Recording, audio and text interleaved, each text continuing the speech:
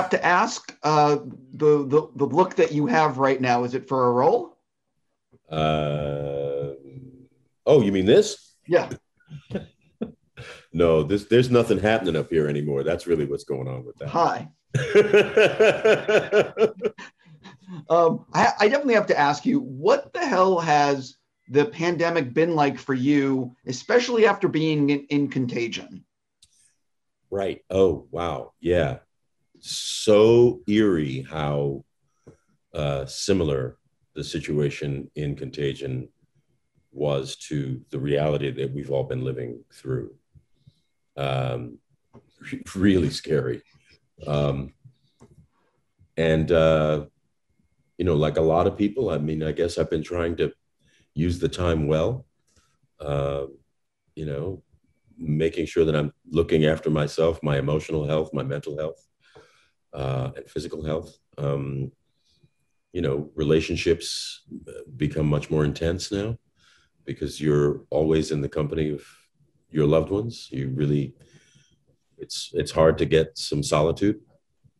Um, but I think all things considered, I've done very well with it. And, I hope and pray that we are, really going to come up out of the whatever this is soon. I feel like we are. Jumping into why I actually get to talk to you, what was it about this project besides Liam Neeson? Or was it Liam Neeson like, oh, I'm in? Well, it was Liam Neeson. I'm in. Secondly, it was uh, this character Goldenrod and his self-sacrificing nature, um, his presence as an African American man in that part of the world, and in this job. Um, it's not something that I had seen before. Not that I had ever watched Ice Road Truckers, but when we think of these extremely cold weather environments, we think of maybe native people. Um, the fact that there's a native woman in this film who's a badass was something also that I found exciting and made me want to be a part of it. So, a combination of all those things and just, you know, I love driving. I love the feeling of the open road. I like to be out there in the world like that. So I think that was also a draw for me. I love watching Liam Neeson punch people in the face, Dig as it. does everybody. What Yes. is it about Liam Neeson punching people in the face that everyone responds to? I think it's more than just his physical prowess. It's his, uh, he's just a manly man. He's like a blokey bloke, you know, but he's also very sweet and very gentle and very thoughtful.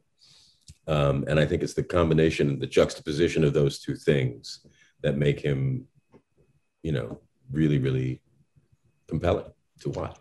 I actually didn't know much about the ice road and that entire part of the world prior to watching this. When you were doing research and learning about this, what was the one thing or two things that you took away like that can't be real or anything that surprised you? No, I mean, I, I didn't really do a whole lot of research. I was in the hands of our director, and he had done all of that. And he kind of laid it out for me when I first got there about, you know, the realities of this life. Um, and I just took his word for it, put my clothes on, and got up in the cab. You know, Sure.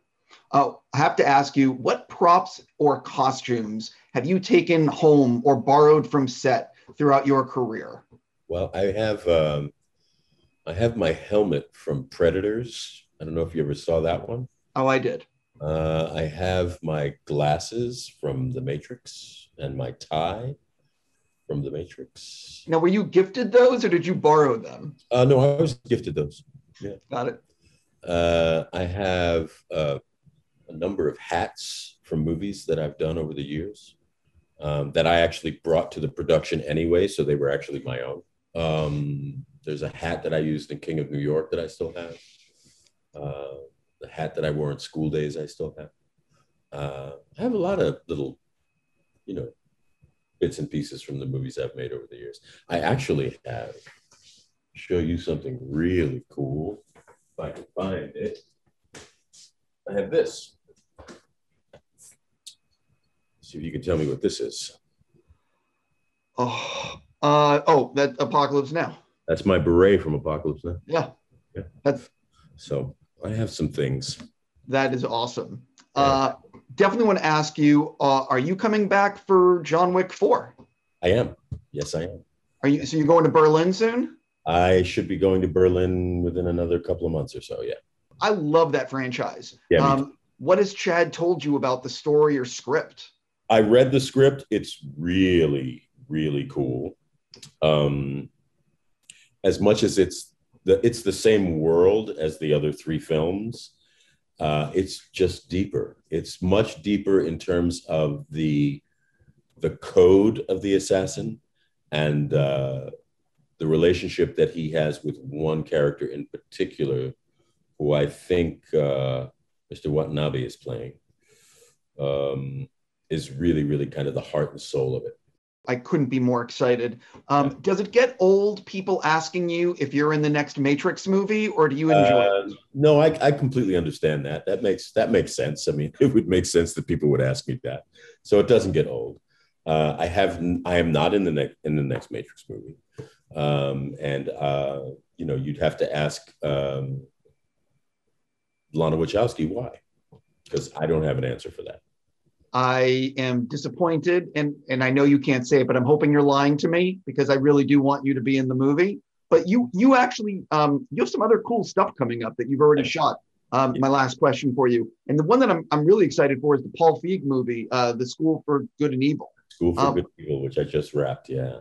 I really want to know, can you say who you play in that, and what is it like making that film? I'm playing the schoolmaster in that, along with Charlize Theron and Kerry Washington, and Sophie Ann Caruso and Sophie Wiley. It was great. Northern Ireland was wonderful. We shot, in the same studio they shot Game of Thrones in. They're actually still shooting now, and I expect the movie will be out sometime in the summer of next year. Yeah, I'm very excited. Paul makes good movies. He does. On that note, I got to stop. I'm just going to say it's a pleasure to always talk with you. Thank you for showing me that Apocalypse Now thing, and I'm sure I'll talk to you again soon. Thank you. All right, take care.